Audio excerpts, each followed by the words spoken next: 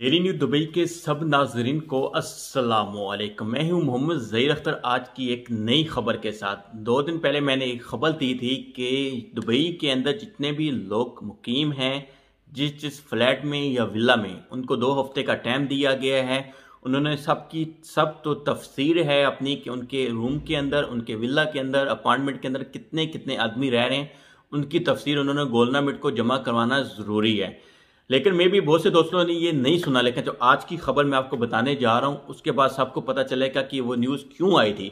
तो बताता हूँ कि आज की ये न्यूज़ है कि अभी म्यूनसिपलिटी की तरफ से तो लोग अकोमोडेशन में रह रहे हैं बेड स्पेस पे, और जहाँ पे उन्होंने पार्टीशनें बनाई हुई हैं।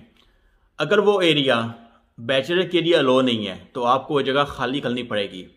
और अगर आपने अभी अभी वहाँ पे शिफ्ट हो रहे हैं, मे बी आपने 400 दरहम, 1000 दरहम, 1500 दरहम दिया हुआ है, तो आपके वो पैसे ज़ाया भी हो सकते हैं। पूरी डिटेल आपको इस वीडियो में बताने जा रहा हूँ। उर्दू में भी डिटेल है और वीडियो की डिस्क्रिप्शन में इंग्लिश में भी डिटेल है।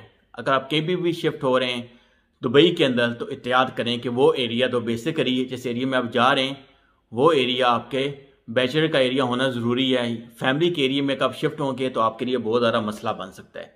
ये छोटी सी वीडियो है, मे भी ये आपके काम आ जाए। हो सके तो शेयर कीजिए। जितने भी दुबई के अंदर जिन लोग मुकीम हैं, जिन दोस्तों के दुबई के वीज़े हैं, जो वीज़े पे आ रहे हैं, वहाँ पे अकोमोडेशनें ले रहे हैं, सबके लिए फ़ायदेमंद वीडियो।